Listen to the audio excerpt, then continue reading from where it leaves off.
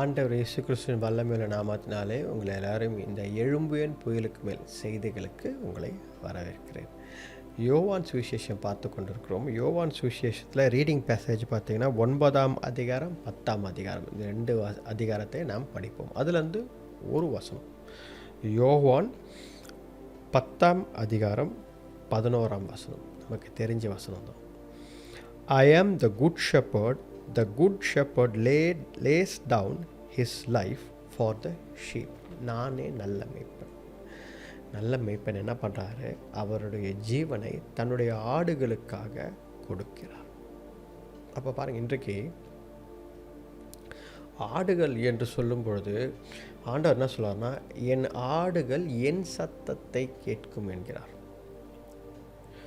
நாம் கர்த்தருடைய பிள்ளைகளாய் இருக்கிறோம் என்றால், if you are a child of God, first of all identify who you are. முதலாவது நீங்கள் யார் என்பதை புரிந்து கொள்ளுங்கள். நாம் எல்லாரும் கர்த்தருடைய ஆடுகளாய் இருக்கிறோம், கர்த்தருடைய பிள்ளைகளாக இருக்கிறோம். இயேசு கிறிஸ்து தான் நல்ல மேய்ப்பர். அவருக்கு பின்னாடி தான் நம்ம போகணும். இதை முதல் புரிந்து கொள்ள வேண்டும். ரைட்?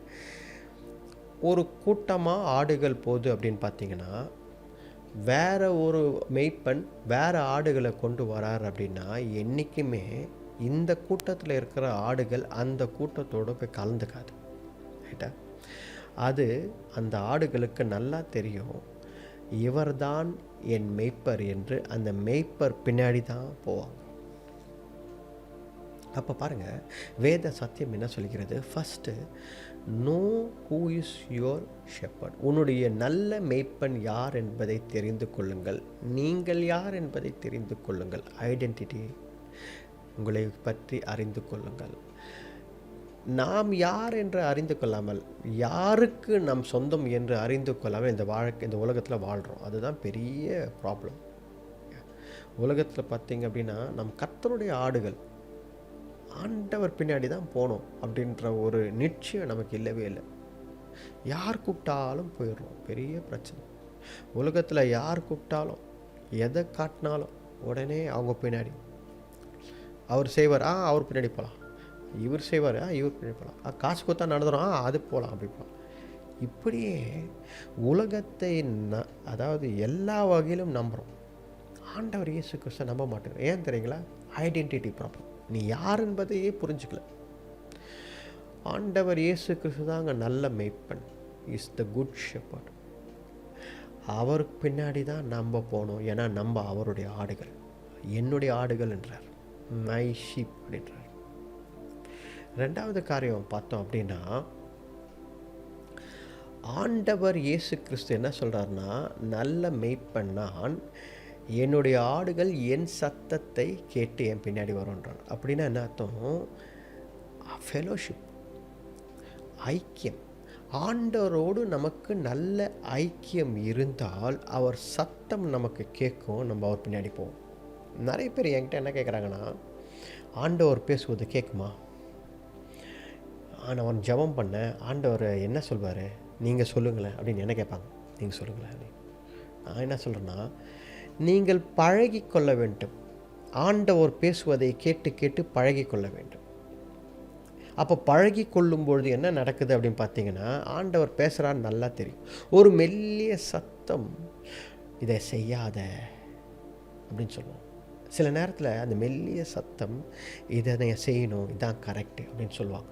அப்போ பார்த்தீங்கன்னா தெளிவாக அந்த சத்தம் நமக்கு கேட்கும். நம்ம ஏன் அந்த சத்தத்தை ஐடென்டிஃபை பண்ண மாட்டேன்னு இருக்கோம் அப்படின்னா, உலகத்தின் சத்தத்தில் கர்த்தர் பேசுவது நமக்கு கேட்கவில்லை. உலகம் போடும் சத்தத்திலும், அது காட்டுற விளையாட்டுக்கள்லையும், அது காட்டுற என்டர்டெயின்மெண்ட்டு, மற்ற காரியங்களை நம்ம கவனம் திரும்பி போயினுக்கிறதே தவிர ஆண்டவரின் சத்தம் நமக்கு கேட்கவில்லை. ஐக்கியம் தேவை, fellowship. If you have fellowship with God, அப்பொழுது எப்பொழுதும் ஆண்டவர் பேசுவது நமக்கு கேட்டுக்கொண்டே இருக்கும். இப்போ பாருங்கள், ஒரு ஃபோனில், நான் அடிக்கடி இந்த எக்ஸாம்பிள் சொல்கிறேன். ஒரு ஃபோன் எடுத்து நம்ம அன்னோன் நம்பர்லேருந்து வருது, ரைட்டா? ஃபோன் எடுத்து பேசுகிறோம். பேசும்பொழுது கணவனோ இல்லை மனைவியோ இல்லை பிள்ளைங்களோ யாரோ ஒருத்தர், ஹலோ நான் தான் பேசுகிறேன் அப்படின்னு சொன்னாங்கன்னா யார் நீங்கன்னு கேட்க மாட்டீங்க.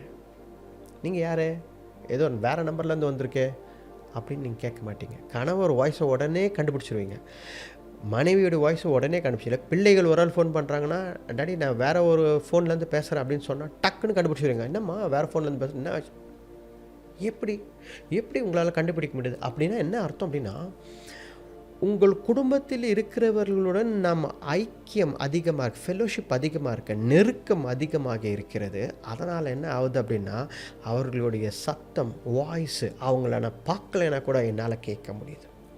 ஆண்டவர் என்ன சொல்கிறாருன்னா, அதுதான் என் ஆடுகள் என் சத்தத்தை கேட்கும்ன்றார். அப்போனா ஆண்டவரின் சத்தத்தை நாம் கேட்க பழக வேண்டும்.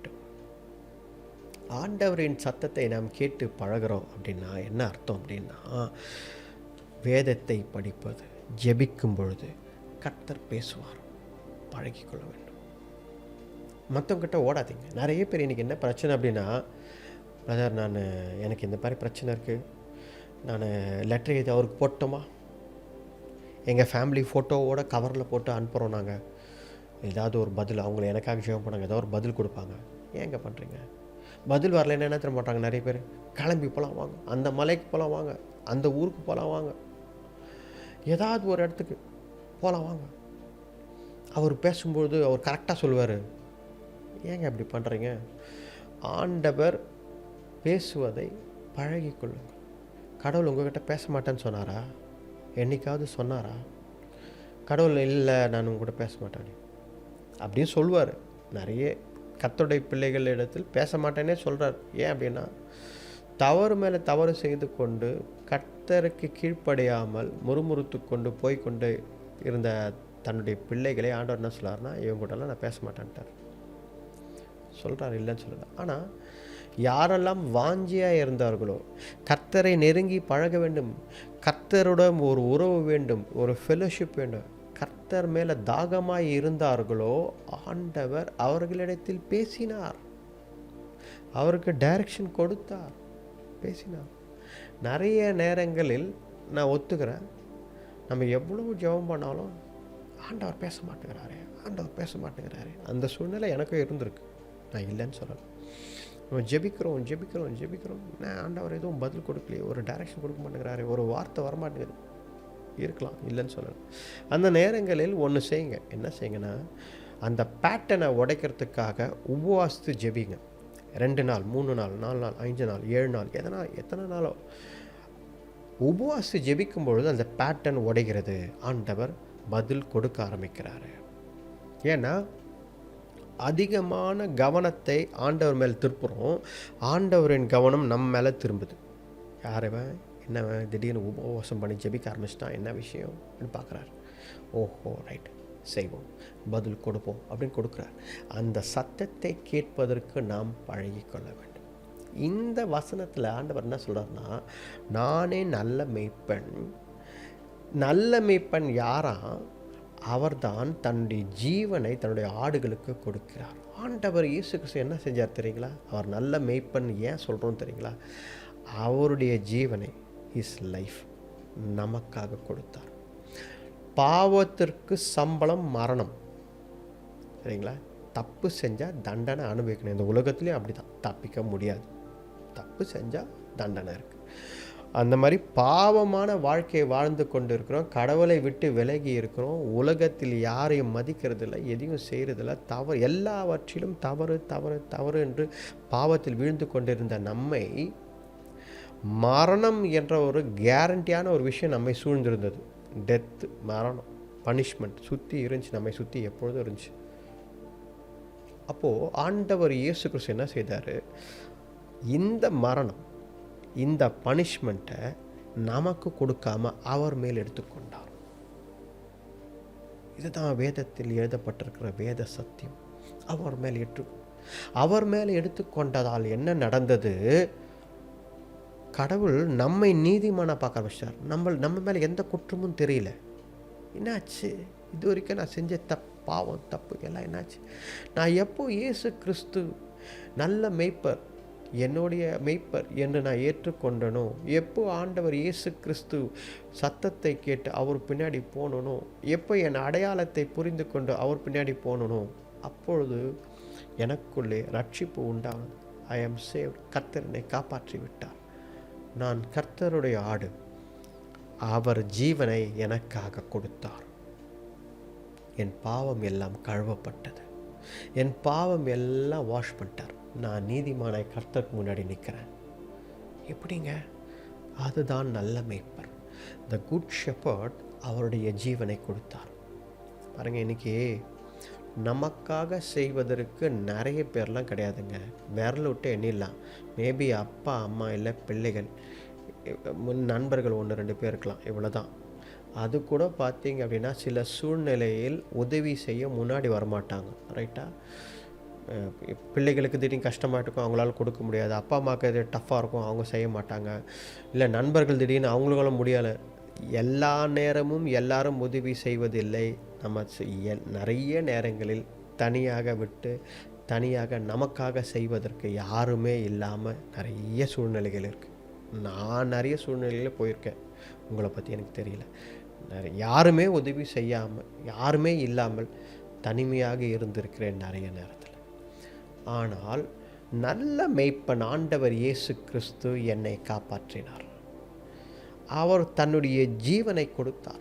யாருமே செய்யாத நேரத்தில் ஆண்டவர் இயேசு கிறிஸ்து நான் கொடுக்குறேன் என் ஜீவனை சொல்லி அவருடைய ஜீவனை கொடுத்து என்னை காப்பாற்றினார், என்னை ரட்சித்தார். ஏன்னா நான் பாவத்தில் விழுந்து மறைச்சிருப்பேன். நம்ம எல்லாம் பாவத்தில் விழுந்து மறைச்சி எங்கேயோ போயிட்டு போவோம். ஆனால் அவர் தன்னுடைய ஆடுகளுக்கு நம்ம காப்பாற்றுவதற்காக அவர் ஜீவனை கொடுத்தார். அதுதான் நல்ல மேய்ப்பர். அப்போ இன்றைக்கி இந்த நல்ல மேய்ப்பர் பின்னாடி தானே நம்ம போகணும். Follow the good shepherd. நல்ல மேய்ப்பன் ஒருவர் முன்னாடி போய் நிற்கிறார், ஆண்டவர் இயேசு கிறிஸ்து. ஆடுகள் நம்ம அவருடைய ஆடுகள். அவர் பின்னாடி தான் போகணும். அவர் சத்தத்தை கேட்டு என்னுடைய ஆடுகள்ன்றார், உரிமையோடு சொல்கிறார், என்னுடைய ஆடுகள் சொல்லி. அப்போ அவர் சத்தத்தை கேட்டு நம்ம என்ன பண்ணணும்? அவருக்கு பின்னாடி போகணும். அவருக்கு பின்னாடி போகிறோன்னா நமக்கு எந்த ஆபத்தும் வராது. ஏன்னா அவரே நல்ல மேய்ப்பர். எந்த ஒரு ஆபத்து, எந்த பிசாசின் ஆபத்து, உலகத்தின் காரியங்கள், எந்த காரியம் வந்தாலும் முதல்ல குறுக்க ஆண்டவர் இயேசு கிறிஸ்து வந்து நிற்பார். அதுதான் இந்த வேத வாசனம். அதுதான் இன்னைக்கு கூட நம்ம ஜெபிக்கும்பொழுது, ஆண்டவரே வேதத்தில் எழுதியிருக்கீங்க, எனக்கு இந்த ஆபத்து வருது, இந்த பிரச்சனை வருது, இந்த போராட்டம் வருதுன்னா நான் சந்திக்க தேவையில்லை. என் ஆண்டவர் இயேசு கிறிஸ்து நல்ல மேய்ப்பர். அவர் குறுக்க வரார். அவர் குறுக்க வந்து அந்த பிரச்சனையை அவர் சந்திக்கிறார். இதுதான் வேதத்தில் எழுதப்பட்டிருக்கிற சத்தியம். இன்றைக்கி நம்ம அழுது கொண்டு புலம்பிக் கொண்டு இருக்கணும் அவசியம் கிடையாது. நல்ல மேய்ப்பன் முன்னாடி போகிறாரு, நாம் அவருடைய ஆடுகள். விசுவாசித்து அவர் பின்னாடி போவோம். எந்த பிரச்சனையும் எந்த போராட்டமும் எதுவுமே நம்மை வந்து அண்டாது. ஏன் அப்படின்னா முதல்ல ஆண்டவர் இயேசு கிறிஸ்தான் அதை சந்திக்கிறார். அவர் அதை தகர்த்தெறிகிறார். பிசாசு எந்த வகையிலும் நம்மளை தொட முடியாது. இந்த உலகத்தின் காரியங்கள் எல்லாமே ஆண்டவர் வீழ்த்தி விடுவார். ஆனால் நமக்கு ஒரு கடமை இருக்குது. என்ன அப்படின்னா, இந்த உலகத்தை மேற்கொண்டு ஜெயிக்க வேண்டும். அது வேதத்தில் ரொம்ப தெளிவாக இருக்குது. எல்லாமே ஆண்டவர் பார்த்துக்குவார்ன்றதுக்காக நம்ம இந்த உலகத்தை மேற்கொள்ளாமல், பாவத்தை மேற்கொள்ளாமல் ஜெயிக்காமல் நம்ம வந்து எல்லா பாவ வாழ்க்கையிலும் உலக வாழ்க்கையிலும் வாழ்ந்து கொண்டு கத்தர் காப்பாற்றுவார், அது தப்பு. கடவுள் காப்பாற்றுவார். நல்ல மேய்ப்பன் அவரே, அவர் காப்பாற்றுவார். ஆனால் அவர் பின்னாடி போகணும். அது ஒரு கடமை இருக்குது. உலகத்தை ஜெயிக்க வேண்டும். எப்படி? இயேசு கிறிஸ்துவின் நாமத்தினாலே ஜெயிக்க வேண்டும். அதுதான் ஆண்டவர் இன்னைக்கு சொல்கிறார், நானே நல்ல மேய்ப்பன், என் பின்னாடி வாங்க, நான் உங்களை காப்பாற்றுறேன்றார். ஹல்லேலூயா. நாம் ஜெபிப்போம். ஆண்டவர் இயேசுவே, அப்பா நீரே நல்ல மேய்ப்பன், என்னுடைய ஆடுகளுக்கு என் ஜீவனை நான் வைக்கிறேன் என்று சொன்ன ஆண்டவரே, எங்களுக்காக நீர் சிலுவையில் மரித்திருக்கிறீர். ஹல்லேலூயா. Price God. இதை நாங்கள் நினச்சி பார்க்குறோம் ஆண்டவரே. இந்த நாட்களில் தேவனே எங்களுக்கு யார் இருக்காங்கப்பா? யார் இருக்காங்க ஆண்டவரே? யாரும் கிடையாது ஆண்டவரே. நீங்கள் ஒருத்தர் தான் ஆண்டவரே. நாங்கள் யாரையும் நம்பலை. யாரும் எங்களுக்கு வேண்டாம் தேவரீர். உலகம், பணம், பொருள், அந்த இவங்க அவங்க இவங்க அங்கே போகிறது இங்கே போகிறது அதெல்லாம் எதுவும் வேண்டாம் ஆண்டவரே. நீங்கள் எனக்கு போதும். நீங்கள் எனக்கு ஜீவனை கொடுக்குற நல்ல மேய்ப்பன். நீங்கள் போதும். நான் உங்களை நம்பி உங்கள் பின்னாடி வரேன். உங்கள் சத்தத்தை கேட்டு உங்கள் பின்னாடி வரேன். என்னுடைய ஆடுன்னு சொல்லிட்டீங்களே ஆண்டவரே என்னை பார்த்து, அது போதும் ஆண்டவரே. நான் உங்கள் பின்னாடி வரேன். நான் உங்களுடைய ஆடு ஆண்டவரே. நான் உங்கள் பின்னாடி வரேன். நீங்கள் நல்ல மேய்ப்பர். நீங்கள் எல்லாமே சந்திப்பீங்க. உங்களோட ஜீவனை கூட கொடுக்க நீங்கள் தயாராக இருக்கிறீங்க எனக்காக.